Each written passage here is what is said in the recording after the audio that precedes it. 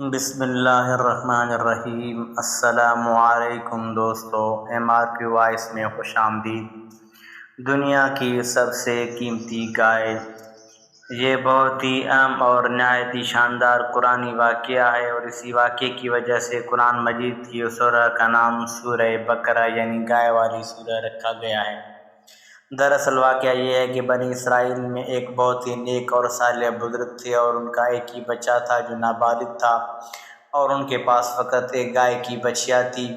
اس بزرگ نے اپنی وفات کے قریب اس بچیا کو جنگل میں لے جا کر ایک جھاڑی کے پاس یہ کہہ کر چھوڑ دیا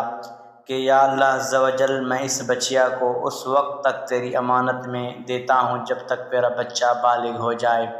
اس کے بعد اس بزرگ کی وفات ہو گئی، اور بچیا چند دنوں میں بڑی ہو کر درمیانی عمر کی ہو گئی، اور بچہ جوان ہو کر اپنی ماں کا بہت ہی فرمان بردار اور انتہائی نیکوکار ہوا۔ اس بچے نے اپنی رات کو 3 حصوں میں تقسیم کر رکھا تھا۔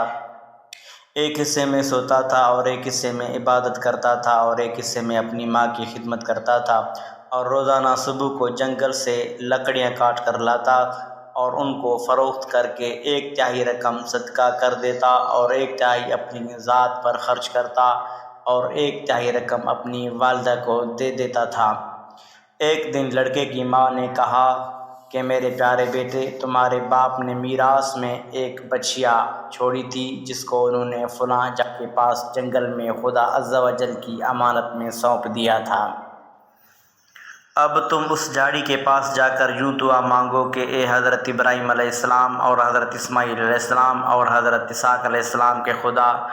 تو میرے باپ کی سونپی ہوئی امانت مجھے واپس دے دے۔ اور اس بچیا کی نشانی یہ ہے کہ وہ پیلے رنگ کی ہے، اور اس کی کھال اس طرح چمک رہی ہوگی کہ گویا سورج کی کرنیں اس میں سے نکل رہی ہیں۔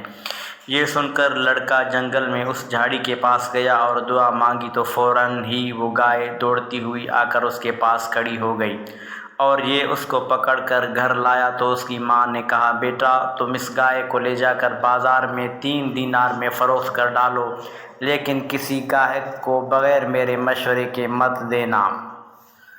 ان دنوں بازار میں گائے کی قیمت 3 دینار ہی تھی۔ بازار میں ایک گاہک آیا جو در حقیقت فرشتہ تھا۔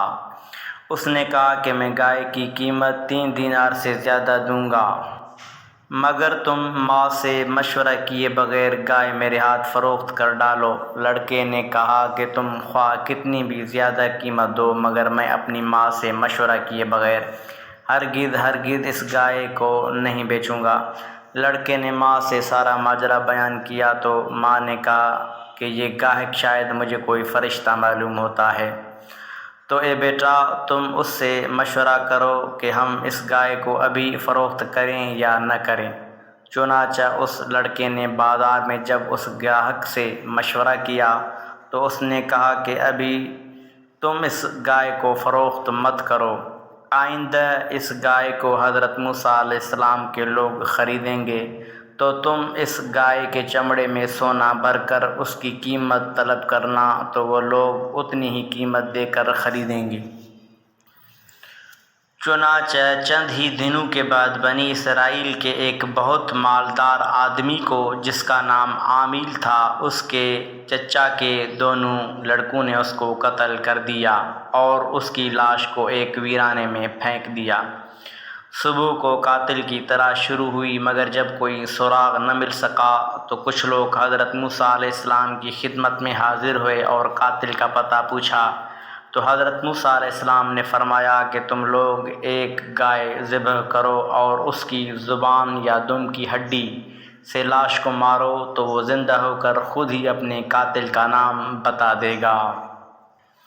یہ سن کر بنی اسرائیل نے گائے کے رنگ، اس کی عمر وغیرہ کے بارے میں بحث و قرید شروع کر دی، اور بالآخر جب وہ اچھی طرح سمجھ گئے فلاں قسم کی گائے چاہیے تو ایسی گائے کی تلاش شروع کر دی، یہاں تک کہ جب یہ لوگ اس لڑکے کی گائے کے پاس پہنچے تو ہو بہو یہ ایسی ہی گائے تھی جس کی ان لوگوں کو ضرورت تھی۔ چنانچہ ان لوگوں نے گائے کو اس کے چمڑے میں بھر کر سونا اس کی قیمت دے کر خریدا، اور ذبح کر کے اس کی زبان یا دم کی ہڈی سے مقتول کی لاش کو مارا تو وہ زندہ ہو کر بول اٹھا کہ میرے قاتل میرے چچا کے دونوں لڑکے ہیں جنہوں نے میرے مال کی لالچ میں مجھ کو قتل کر دیا ہے۔ یہ بتا کر پھر وہ مر گیا۔ چنانچہ ان دونوں قاتلوں کو قصاص میں قتل کر دیا گیا اور مرد صالح کا لڑکا جو اپنی ماں کا فرمان بردار تھا کثیر دولت سے مالا مال ہو گیا۔ اس پورے مضمون کو سورہ بقرہ میں بیان فرمایا گیا ہے۔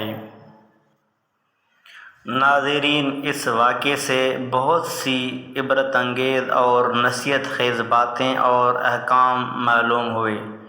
لیکن ان میں سے ایک اہم جو یاد رکھنے کے قابل نصیحت ہے وہ یہ ہے